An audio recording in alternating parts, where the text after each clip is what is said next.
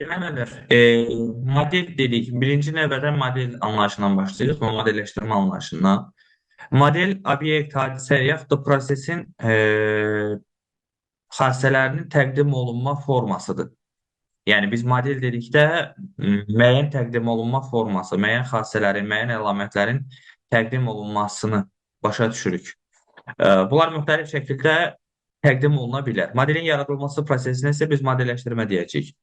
Modeli yaradılan obyektdə, yəni obyektin əslinə isə biz nə deyəcəyik? Orijinal ya da prototip deyəcəyik.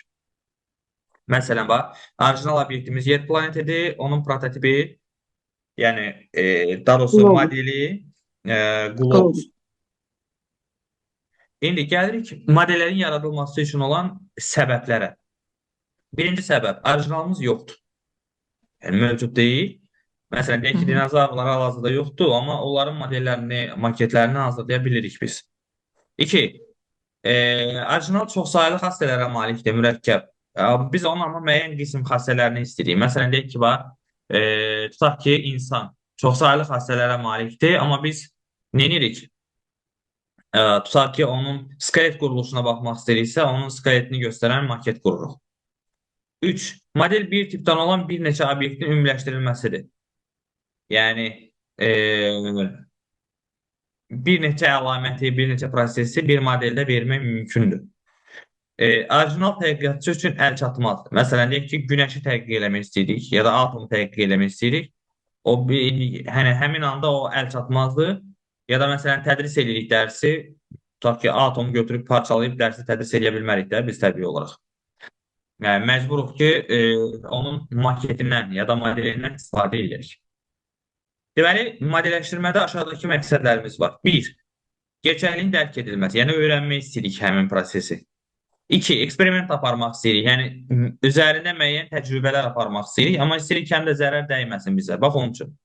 Layihələndirmə və idarə etmə üçün, yəni müəyyən idarə etmə proseslərini modelləşdirmək lazım gələ bilir.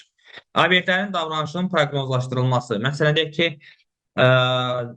tutaq ki, binanı götürürük, binanın maketini düzəldirik.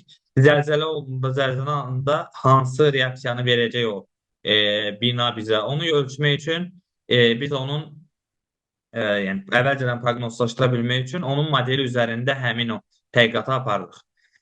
Sonra məşq və təlimin keçirilməsi nə deməkdir? Deyək ki, bax, müəyyən simulyasiyalar, müəyyən oyunlar var. Ya da məsələn, deyək ki, təyyarə sürmək istəyirsiniz. Pilot hazırlayırlar da. Yəni, birdən-birə adama demirlər də ki, otur bu təyyarənin arxasında bir-iki qrup vur gələrsən. Yəni, belə bir şey olmur. Əsas məqsəd orada nə olur? Demək, model hazırlanır, müəyyən bir simulyatorlar olur. O simulyatorun arxasında sanki təyyarədəymiş kimi onu idarə edir. Əgər orada heç bir problem çıxmazsa, məşq eləyir. Bundan sonra həqiqi təyyarə sürməyə imkan verirlər ona. Sonra informasiyanın emalı. İnformasiyanın emalı nədir? Onun mahiyyətinin, məzmununun dəyişdirilməsidir. Bu da modelləşdirmədə əsas məqsədlərdən biridir. Modelin başlıca xassəsi onun adekvatlığıdır. Adekvatlığı nə deməkdir? Yəni, bizim obyektimiz, yəni yaratdığımız yeni model, o modelləşdirilən obyektin özünün, yəni prototipin xassələrini nə dərəcədə əks etdirir? Nə dərəcədə onun xassələrinə adekvatdır? Buna biz adekvatlıq xassəsi deyirik onu. Uyğunluq deyəsə də belə mənim olur. Bəli, nə dərəcədə əslinə uyğundur. Nə dərəcədə əslinin xassələrini əks elətdirə bilir. Ona biz deyirik adekvatlıq. Yəni, zaten informasiyanın adekvatlığını keçəndə də biz demişdik da onun haqqında. Deməli, modelin digər xassələri də var. Bunlar hansılarda gəlin baxaq onlara da. 1. Sonluluq. Yəni, model sonsuz ola bilməz. Sonlu münasibətləri, sonlu xassələri əks elətdirməlidir. 2. Sadəlik. Yəni, mümkün qədər modelimiz sadə olmalı ki, biz onunla işləyə bilək, onu öyrənə bilək. 3. Təqribilik.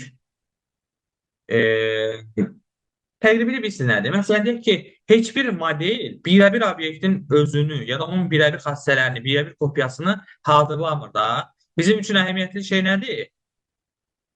Yəni, kobud şəkildə də olsa ona bənzəsin.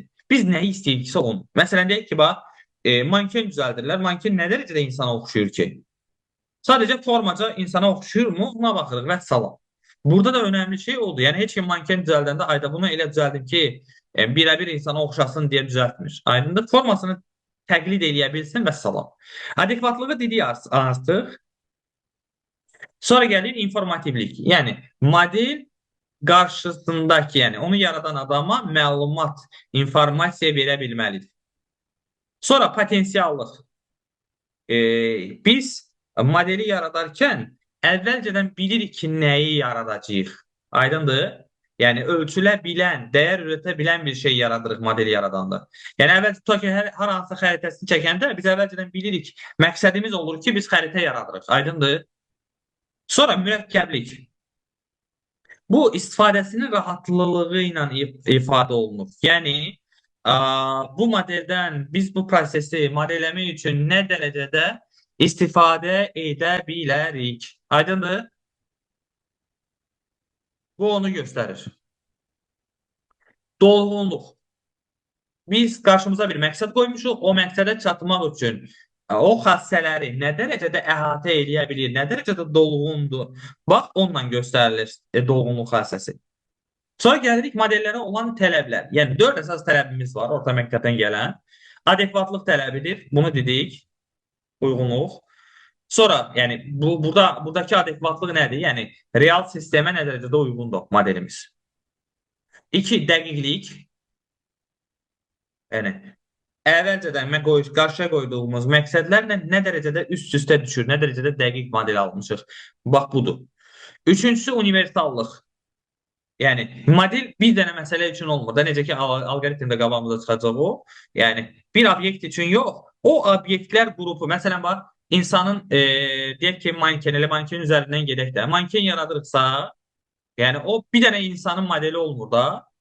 O bütün o formada olan insanların hamısını əhatə edir. Yəni insan belə deyək, ta ki kukla yaradırsa, yəni manken yaradırsa, biz mankeni yaradanda konkret bir insan üçün yaratmırıq da onu. Görürsünüz, paltarı geyindirirlər mankenin üstünə. Yəni o ölçüdə olan bütün insanlar o paltarı geyinə bilir. Çünki o modelə uyğundurlar.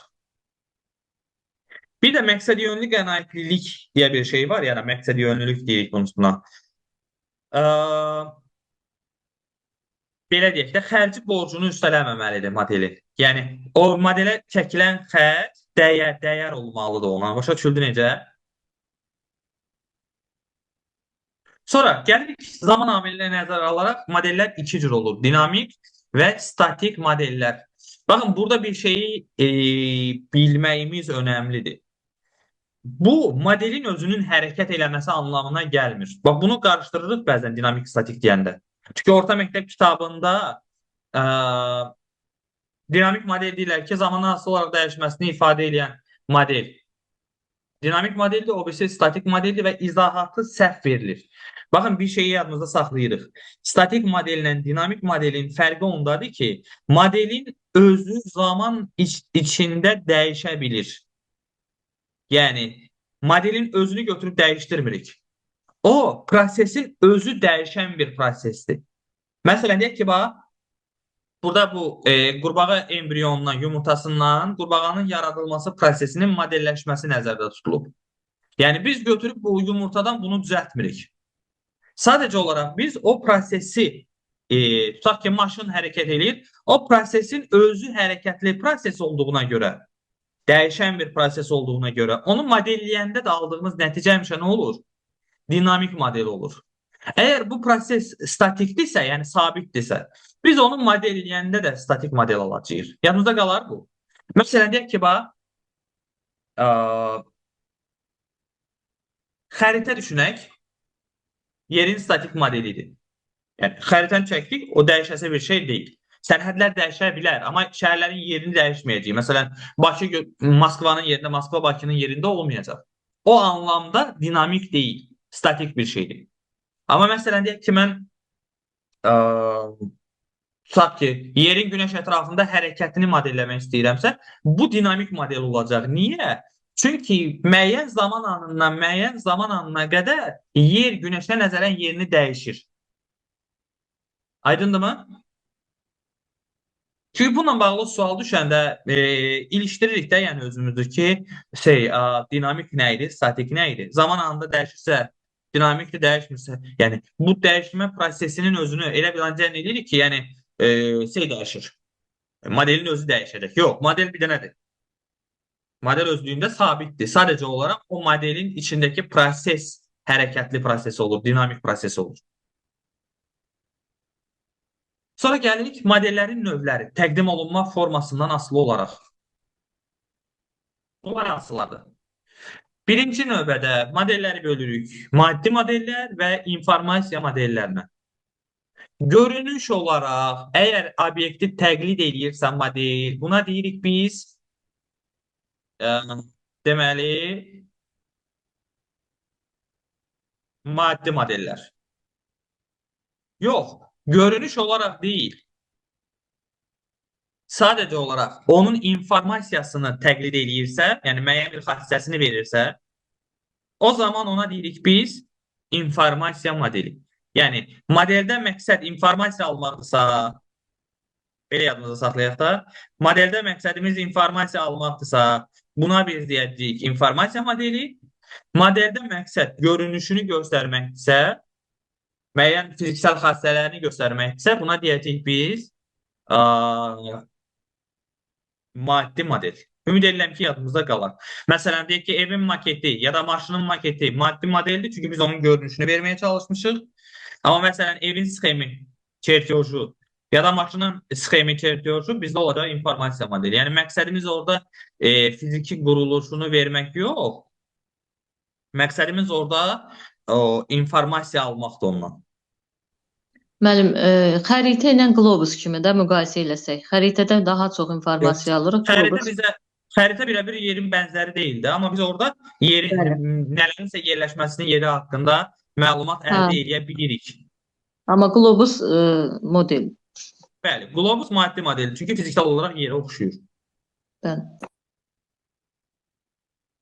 Sonra gəlirik informasiya modellərinin növlərinə. Birinci, qrafik informasiya modelləri. Məsələn, xəritənin nümunə vermişəm. İkinci, riyazi informasiya modelləri. Düsturlar. Cədvəl informasiya modeli, hansı ki, bu ilə onu da keçəcəyik. Sonra, qraf informasiya modeli. Ağac informasiya modeli. Kompüter informasiya modeli. Kompüter modeli. Bunlar adlanır. Bunlar nə oldu bizə? İnformasiya modellərinin növləri. Sonra gəlirik, informasiya modellərinin özlərini də iki hissəyə ayırırıq. Formal modellər, təsviri modellər. Formal modellər, təsviri modellər təbii dildən istifadə olunan ya da görüntüdən istifadə olunan modellərdir. Aydındır? Amma formal modellər hər hansı formal dillərdən, süni yaradılmış dillərdən, bu riyazi dil də ola bilər, proqramlaşdırma dili də ola bilər. Məsələn, bax, kimya düsturunu vermişəm orada nümunə kimi, o da ola bilər. Pascal, Basic əlavə eləmək olar da, mən o da aid ola hamısı. Proqramlaşdırma dillərinin hamısı, musiqi notları, kimyanın o düsturları, riyaziyyatın düsturları, aydın necə? Alqoritmin blok sxemi, Python. Proqramlaşdırma dillərinin hamısı, yəni birini demirik də, hamısı, ümumi. Aiddir formal dillərə. Məsələn, bax, formal dillərə vermişək nümunələr. Notlar, Python proqramlaşdırma dili, riyazi dil, cədvəllər, sxemlər, diaqramlar, hamısı nəyə aiddir? Formal dillərə aiddir. Bir də bir şey yadımıza saxlayaq. İnformasiya modellərinin qurulması prosesinə formallaşdırma deyilir. Yəni, formal dillər vasitəsilə o informasiya modelinin alınmasına formallaşdırma deyilir. İnformasiya modelinin alınması mərhələləridir. Bu, əzbərə bilinməsi gərəkən bir şeydir. Burada da onu bir sxem şəkildə vermişəm. Burada da konkretləşdirmişəm. Ona görə bunun üstündə dayanmayacağım. Əslində, bu nisbi bir şeydir. Sadəcə orta məktəb kitabında belə veriblər deyə vermişəm. Yəni, hazırlanması mərhələləri mütləq ki, belə olmalı deyə bir şey yoxdur. Ya da hər hansısa bir mərhələ olmaya da bilər. Adətən summativdə düşürlər benim. Hə, bu orta məktəbdə verirlər deyə mən də belə vermişəm. Çox güman ki, düşə bilər o qəbula da bu cür, amma yəni illa belə olmalı deyə bir şey yoxdur. Bunu yadda saxlayaq. Sonra gəlirik cədvəl informasiya modeli. Cədvəl çox sadə bir şeydir. Cədvəldə nəyimiz var? Sətir var, sütun var, xana var. Bu tanış şeylərdir əslində bizə. Yəni biz bilirik də cədvəl deyəndə nə nəzərdə tutulursa. Və cədvəlləri iki yerə ayırırıq. Cədvəl informasiya modelinin iki tipini ayırd edirik. Obyekt xassət tipli, yəni məsələn deyək ki, şagirdlər verib, burada da onların qiymətlərini verib. Yəni bir dənə obyekt var, burada da onun xassələridir. İkincisi obyekt tipli cədvəldir.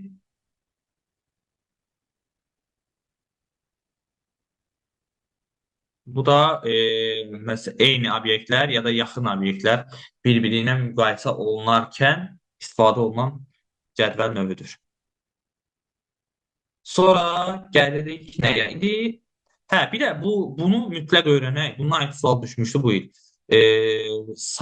İstifadə sahəsinə görə modellərin növləri nəzəri sual olaraq qarşınıza çıxa bilər.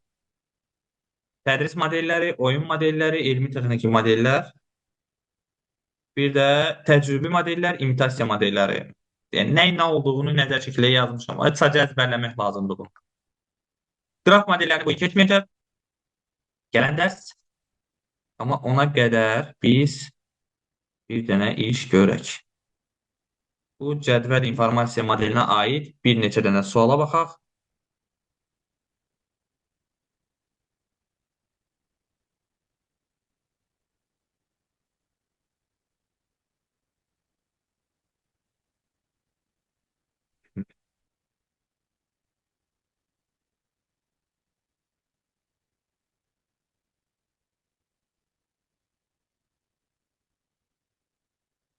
Bir dənəsini təsadüfi olaraq seçək, işləmə qaydasını bilək.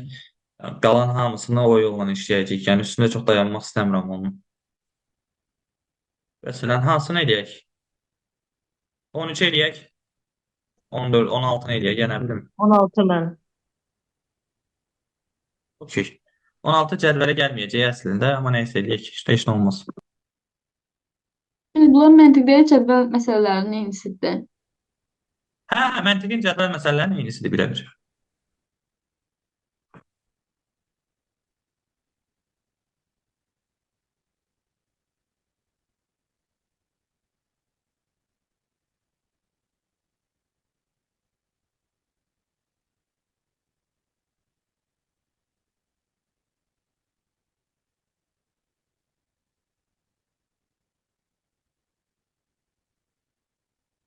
Baxacam, bəli. Bir dənə bu suallardan birinə ikisinə baxaq.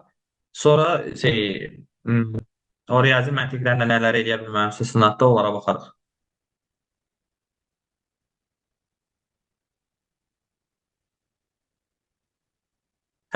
İndi gəlin baxaq görək bunu necə eləyə bilərik.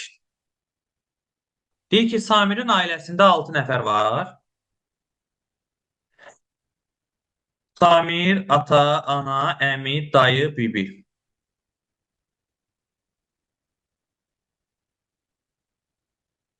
Deməli bunu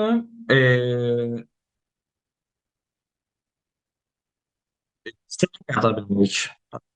Cədvəllə də yaza bilərik əslində. Deməli, Samir, sonra kim var? Ata, ana, əmi, dayı, bir də bibi. Gəlin bunları səviyyələrə görə ayıraq. Ən kiçikdən ən böyüyə. 1, 2, 3, 4, neçə nəfərdir? 6 nəfər deyil. 5, 6. Deyir ki, bibi əmidən böyükdür, amma dayıdan kiçikdir. Deməli, burada məsələ nədir? Samirin ailəsində 6 nəfər var. Samir ən yaşlı ola bilməz, düzdürmü? Atasından, anasından da Burada böyük ola bilməz. ən böyük, ən kiçik verilib. Necə? Ən böyük, ən kiçik verilib müəllim. Ən böyük dayı, ən kiçik Samir. Ailənin ən kiçiyinin Samir olduğunu bilərək doğru. Hə, ailənin ən kiçiyi Samirdir. Deməli Samirə birə plus qoyacağam, düzdür? Dayı da ən böyükdür.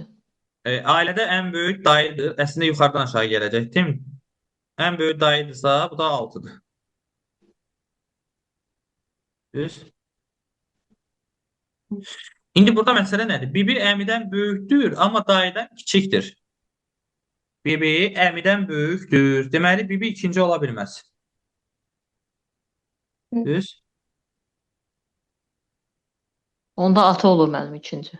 Əfsanə Məhəmməd çözdü artıq məsələni. Deyir ki, ata anadan böyükdür. Deməli ata da ikinci ola bilməz. Düz. Bir də nəyi bilirik biz burada? Deyir ki, bibi əmidən böyükdür, amma dayıdan kiçikdir. Dayı zaten ən böyüksə bunu tapa bilmirəm. Amma nəyi bilirəm? Əmi də 5 deyil. Çünki əmi əgər 5 olsaydı, əmidən böyük bir dənə dayı qalardı. Bibi qala bilməzdi. Ona görə bu da deyil. Bibi anadan böyük deyil. Bibi anadan böyük deyil. Onda ikinci ana olur müəllim. Deməli, bibi Yox, anadan böyük deyildirsə. deyil.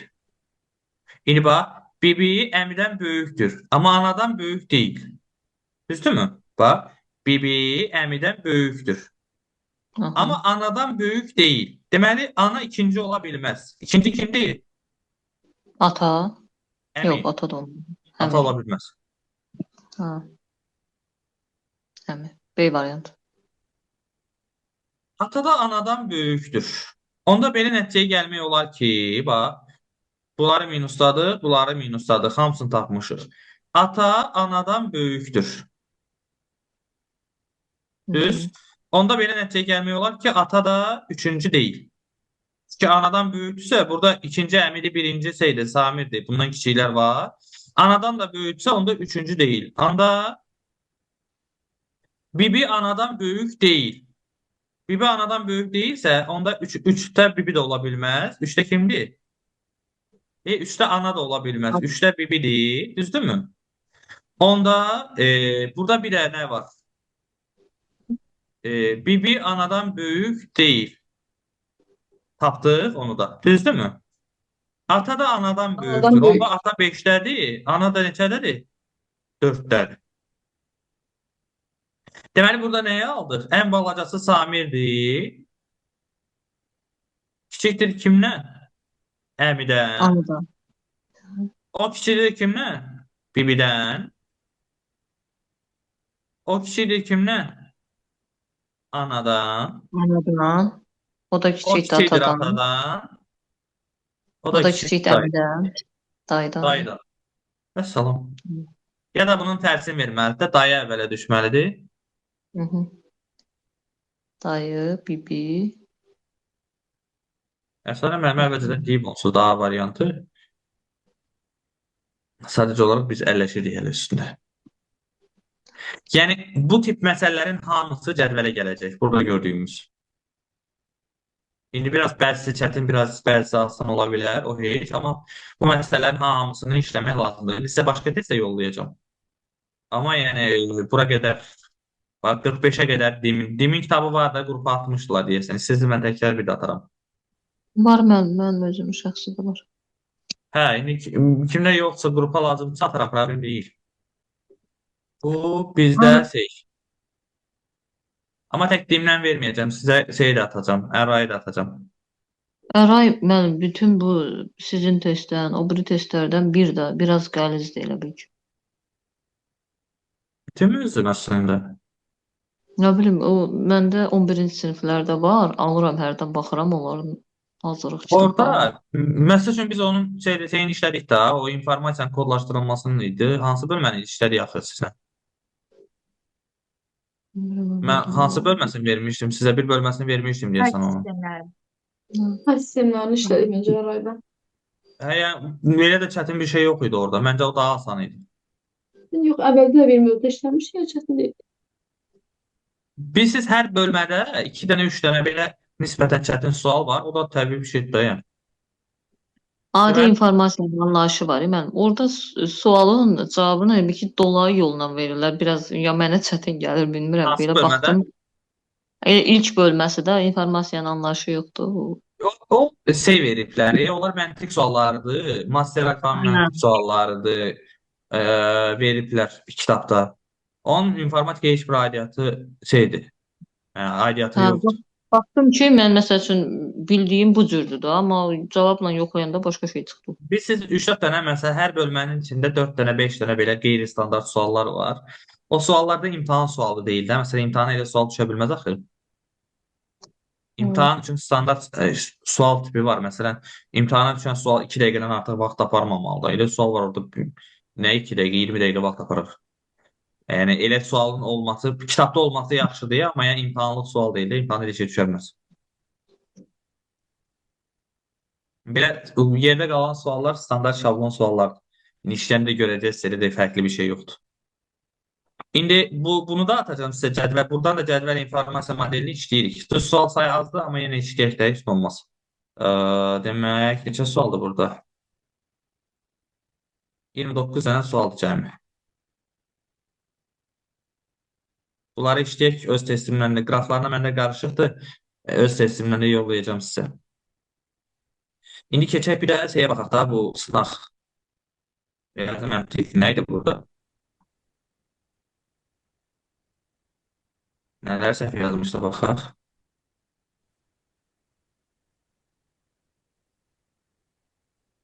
Demək, kimdə nə alınmamışsa desin də onları. Belə bir baxa bilməm. 7 məhkəmələrdə. 7. 5.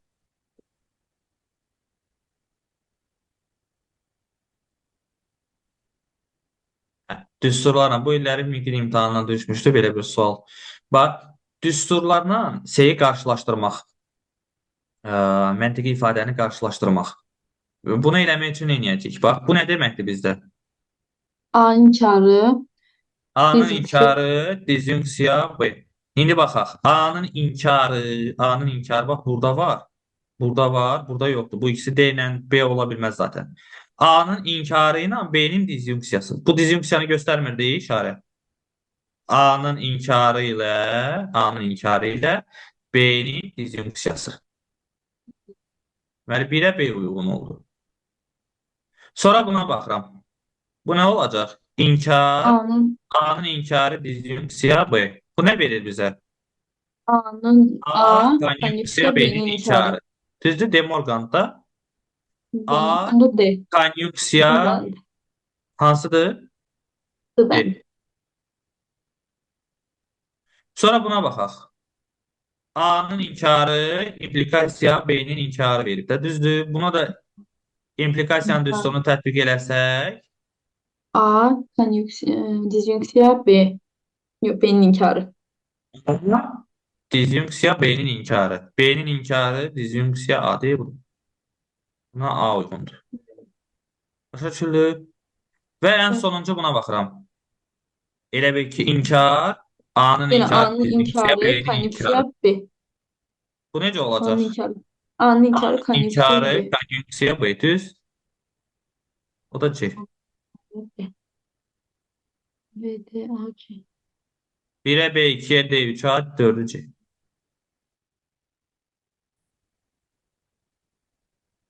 Bu tipli suallar təzə suallarda yazmışam sizə. Onları da işlədəcəm. Mənim ümumi sınaq demişdi, səhər eləyəcəksiniz yoxsa? Mənim Hə, 12-ci sabah suala inşallah. baxın. 12-ci sual. İfadəni sadələşdirin. Sadələşdirək də.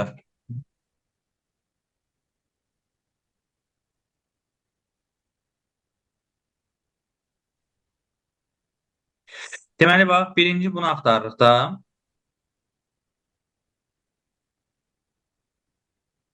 Necə olacaq bu? A. Bu qalsın. Birinci buna baxaq. Baba buradakına. A plus B-nin inkarı qalsın yerində. Vurulsun. Birinci bunu sadələşdirək. Baba, bunları vuraq bir-birinə. Deməli, nə edəcəyik? Bunu buna vuracağıq. Bir də bunu bunlara vuracağıq da hər birinə. Düzdür? Demək, nə olacaq? S-nin inkarı vurulsun A, vurulsun A. Üstə gəlinsin. S-nin inkarı vurulsun B-nin inkarı vurulsun A. A. Bir də nə? Senin inkarı, senin inkarı S-nin A. inkarı vurulsun A, vurulsun S-nin inkarı.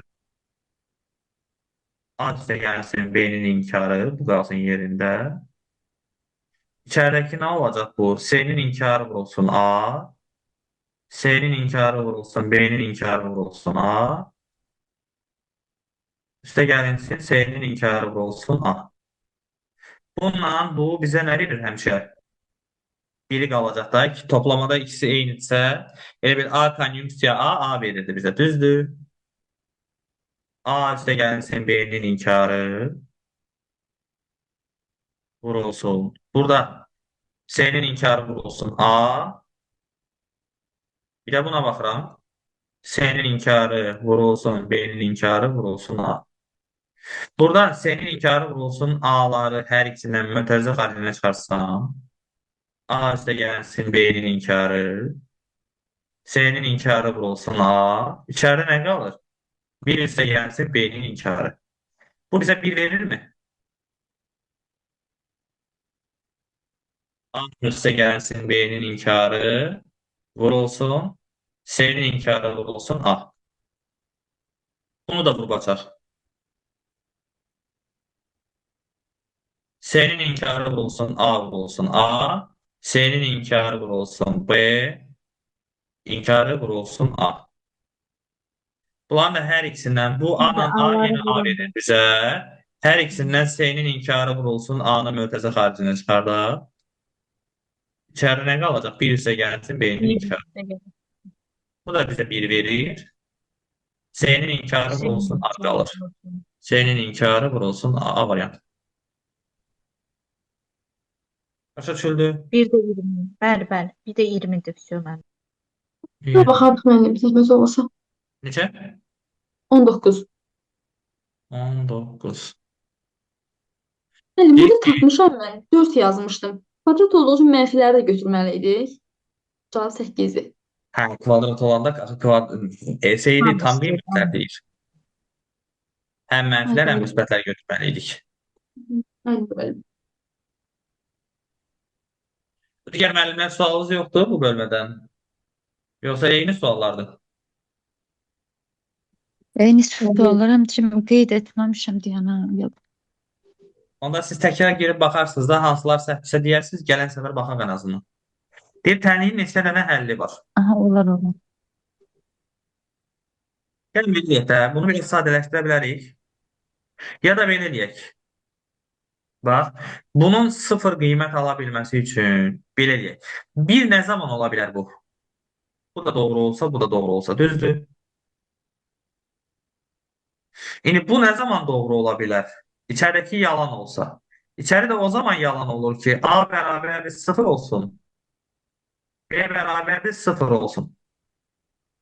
Bunun da 1 olması üçün sayımız mütləq 1 olmalıdır, düzdür? Yəni cəmi bircə dənə hal var. Bir hal var ki, bu ifadə nəyə bərabər olsun? 1-ə bərabər olsun. Ümumi halların sayı neçə idi? 2 üstü 3, yəni 8 dənə hal var idi. Bir dənəsində 1 olur. Deməli, yerdə qalan hər birində nə olacaq cavab? 0 olacaq. 8 çarpı 1, 7 hal. Deməli, 7 dənə həlli var bu təliyin. Başa düşüldü? Müəllim, Bəli, başa düşdüm. Amma o suallarda mən çətinlik çəkirəm o tipdə. bir şey olmaz. Şey eləyəcəyik də. Yenə təkrar qayıdıb işləyəcəyik. Əsas məsələ odur ki, baza var. Üstünə qoyacağıq. Narahat olmayın. Bir də müəllim, ondan qabaqda say sistemlərini göndərmişdiniz. Orada da bir dənə sualım var idi.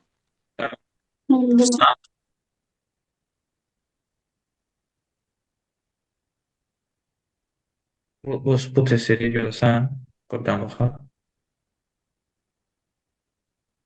Buradaydı. Yox, bunu eləmişik də, bunun bütün suallarını elədik. Deyilmədim. Suallar 30 dənə idi, səhv eləmirəmsə. 30 Hə, sual idi. bu 30 sual. Orada 20-ci sual.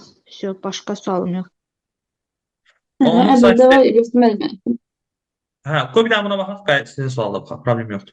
Onluq say sistemində deyil. Verilmiş ədədlərdən neçəsinin 7-lik say sistemi təsvirində alınan ədədlər 3 rəqəmli olar.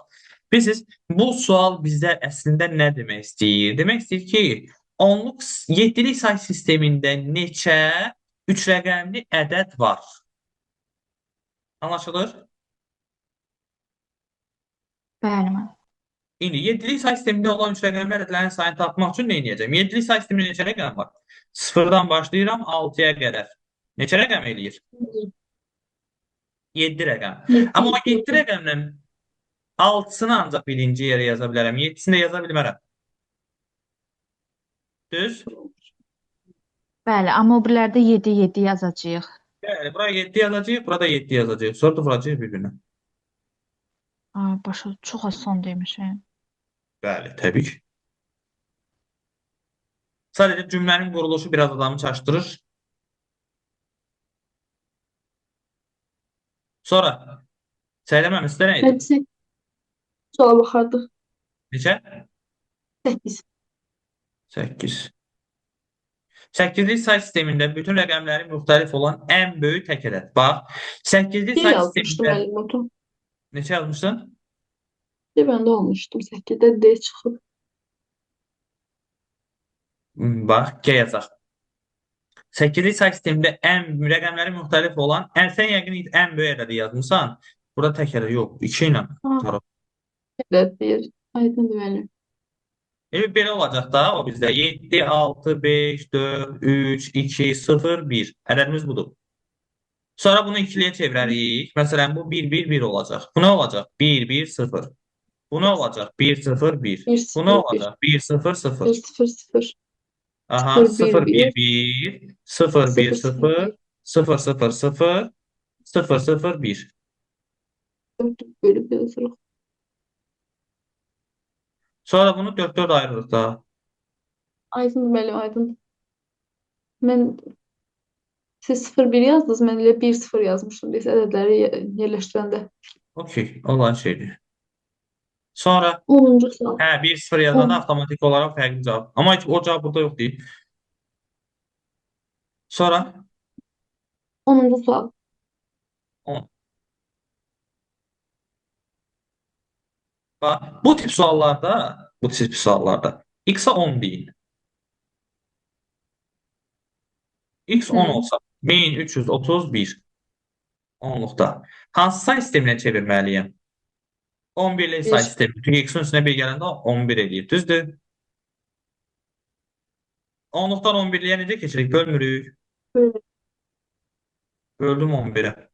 Bir dəfə 11, 2, 23'ün içində 2 dəfə 11'de 1. neçələri? 121 oldu. 22, bu da 1. Düzdürmü? 1'in içində də 1, 121. Burada qaldı 0. 121'i bölürəm 11'ə. 11 dəfə 121 qalır 0. 1, 0, 0. 11'i də bölürəm 1-ə, bəli, bu da 0. Sonra da axırdan əvvələ düzürəm ədədi. 1, 0, 0, 0. X də gəlir bir əsasda. 17.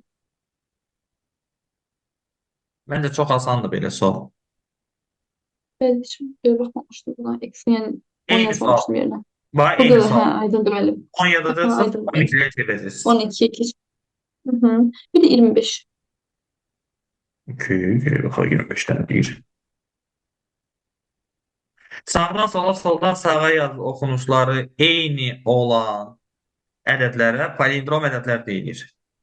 Məsələn, 121 və bu ədədləri palindromdur. Yəni, əvvəldən axıra baxsan eynidir. 16'lıq say sistemində palindrom olan 3 rəqəmli ədədlərin ən böyüyü ilə. Ən böyüsü neçə olacaq? F, F, F. F. Ən kiçiyinin cəmini. Ən kiçiyi neçədir? 1, 0, 1. 1, 0, 1. 16'lıqdadır, bu da 16'lıqdadır, toplayıram.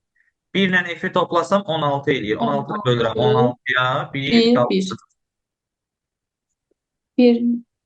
16'da hə, bəli, bəli. Bu 1 15 1 rəyətdə 16 eləyir. Yenə də 16-nı 16-ya bölsən 1 qalır 0. 0 yazıram 1 rəyətdə. F-in üstünə 1 gələndə 16, 1 rəyətdə 17. Böləndə 16-ya neçə eləyir? 1 qalır 1. 1-i buraya yazıram, 1-i də buraya yazıram. 16-lıq say sistemində. Və salam məsələ çözdüm.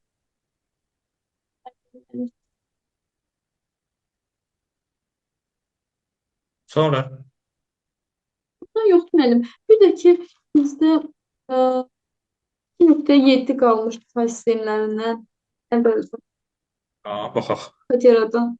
Baxardı mənim burada suallarım var. Baxaq. Elə onda yadıma salın, çünki mən hamısını belə şeylə yadımda saxlaya bilmirəm.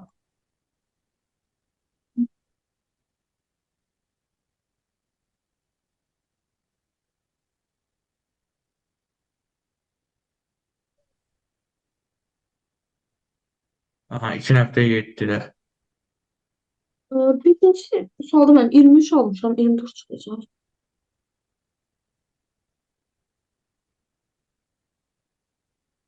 Birinci sualda 5-ci. ikili say sistemində ən böyük 100 rəqəmli ədəddən sonraki ədədi ən böyük 100 rəqəmli ədədin üzərinə 1 gəlsəm, sonraki ədədim 101 rəqəmli ən balaca ədəd alıram. Yəni olur 2 üstü 100. Okay. 16-lıq say sistemində ifadə edən nədir? Nə edəcəyik? 100-ü bölürəm 4-ə, eləyir 25. Qalır da 0. Düz. Var 24 dənə olur. Deməli 1 dalınca 25 dənə 0 olacaqdır. Sıfırların sayını istəyir. Cavab 24 çıxıb, bəs mən 23 almışdım. O cavablarda səhvlər var onun soruda. Sonra 13.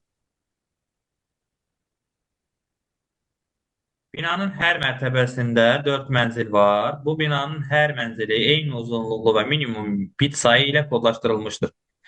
Binanın ümumi 32 mərtəbəsi olarsa, hər mənzil minimal neçə bitlə kodlaşdırılmışdır? 32-ni vururam 4-ə neçə eləyir? 128 düz. O da 207. 207 bit. Cavab 8 çıxmışdı, ona görə qamaşdırdım mən. 8 14 də bunun əksi idi deyəsə. Belə bir şey olmalıydı. Binanın hər mərtəbəsində 4 mənzil var. Bu binanın hər mənzili eyni Deməli uzunluqlu 2 və üstü 7. Binanın hər hər 2 mənzil üstü 8 8 bitlə götürdüm. kodlaşdırılırsa ən azı burada belədir də 2 üstü 8 düz. Ən az neçə mərtəbəsi var? 2 üstü 8 əslində 2 üstü 7 plus 1 olmalıydı, düzdürmü? Ən az olduğuna görə mənim. 9 olmalıydı, bəli də, ən az dediyinə görə. Amma indi burada məsələ bir də nədən ibarətdir? Hər mərtəbədə 4 mənzili var deyə 129 4-ə bölünməyəcək axı. 129-u 4-ə bölürəm. Neçə mərtəbəsi var deyir də? Bu Evet, 2. 30 32 tam 32 tam hesab. neçəsi olur? 33 mərtəbə olacaq onda.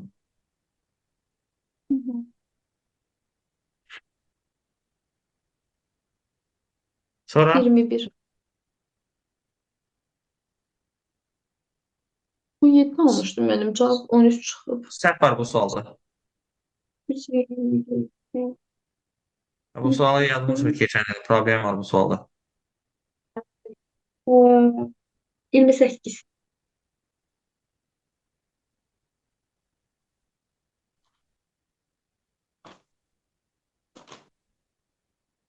Deməli 0, 1, 2, 3, 4. Düzdür 5-li say sistemi. P ilə başlayan, P ilə bitən ilk söz.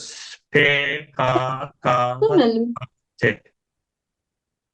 Hə, bəli. Deməli 0-dan 4-ə qədər də 5-lik say sistemindədir. 0, 0, 0. Nə olacaq bu? 3. 3. 5-likdə. 4 Sıra və 5 nömrəsini istəyir. Elə plus bir 2. tapıb üstünə bir gələcək də bunu. 0, 1, 2, 3, 4. 625 üstə gəlsin, 3 üstə gəlsin 1. Neçə edir bu da? 629.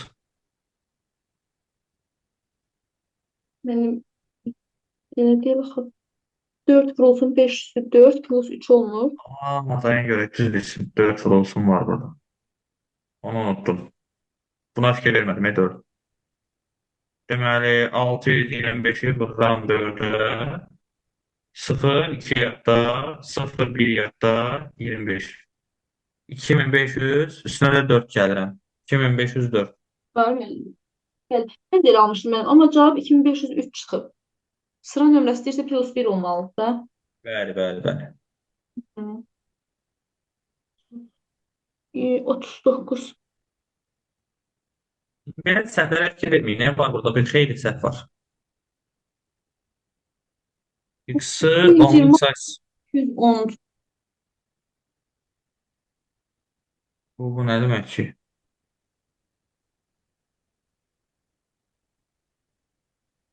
Burada nəyə əsasən hesablayıram? Q neçədir? Olsa sistemidir ki burada.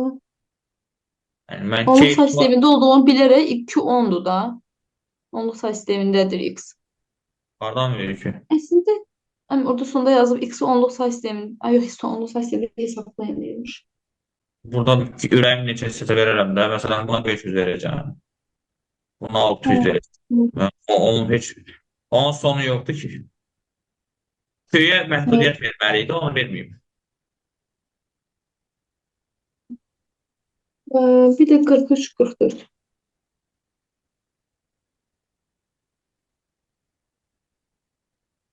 Hansı say sistemindədir? 79 onluq ədədi sonu 2, bu ədədi isə sonu 1 ilə bitir.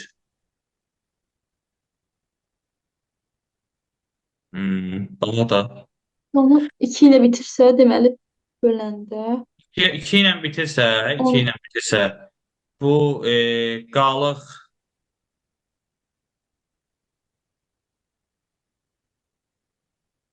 hansı say sistemində bunun sonu 2 ilə bitir, amma bunun sonu da 1 ilə bitir. yoxsa sadəcə yoxlaya bilərik, Yəni, mən təxmini ədəd neçəyə götürüb. böləndə, bunu böləndə qalıq 2 olub, bunu böləndə də qalıq 1 eləyib. Hı? Cavabda 11 verilib mənim 43-də. Mən onu sadəcə tək-tək cavabları yazıb yoxlamalıyım, ona görə qaldım. Belə təxmini tapmaq olur əslində. Biraz böyük Yəni, rəqəmdən bölünmədən başlayıb. alınan qalığı tapmalıyıq da. 79-u nəyə bölsək qalıq 2 eləyə bilər. 111-i nəyə 11 də bölsək yenə. qalıq 1 eləyə bilər. Ona baxacağıq. Başqa bir üsulu yoxdur da mənim. Yox. Burada olsa da alınır da. Bunun qalığın 1 alına bilməsi üçün ya 111-dir ya da 10. Bəli. Yox, əslində 5 də Hə, olar. 79. Elə bir neçə variant olur mənim. Yoxlaya bilərik sadəcə onları məncə. Hə, onları yoxlamaq lazım. Başqa yolu yox. Bir də 44. Hə, burada da 4 və 6 əsaslı say sistemlərində sonu sıfırla bitən ən kiçik ədəd hansıdır? həm 4-ə həm 6-ya bölünəni götürməliyik də onda. Hə, aydın mənim 4, 12. 24. 12 olmur mənim. Hə, 12 də Ən olar. kiçik ədəd. 12, Ən 12. Mən kiçik 12. 24 tapdım, 12. Əksər tapırıq da elə bir bunlar. Aha, aydındır mənim. Yekunlaşdırıyorum suallarım. Çox sağ olun. Başqa sual olan?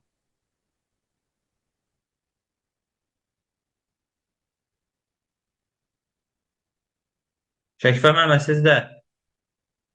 Reyhanə müəllimə sizdə? Yoxdur, mən bunu eləməmişdim deyəsən. Və təqribən eyni suallar idi. Məndə də qalanlar elə bunlar idi.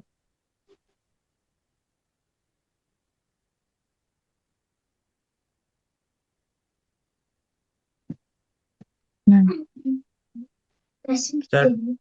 Necə? Bir tane söylemek istedim. Var ki heç kimdə sual?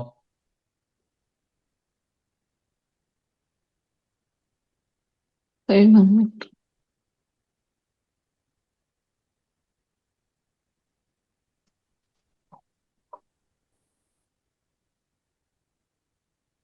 Şey o zaman. Onda bölümü yekunlaşdıraq. Testi atacağım. Modelləşdirməni öyrənək, sual cavab eləyəcəm. Nəzəriyyəsini. Yəni Çünki orada testi bugün nəzər sualı göndərə düşür. bilərsiniz zəhmət olmasa. Hə? Testi bugün gönderebilirsiniz. Zəhmət olmasa birinci günə Yox, çatdırılır. dəqiq yollayıram. Dərs təklimi yollayıram, narahat olmayın. Sağ olun. Tamam. Oldu o zaman. Sağ olun, geceniz xeyrə qalsın.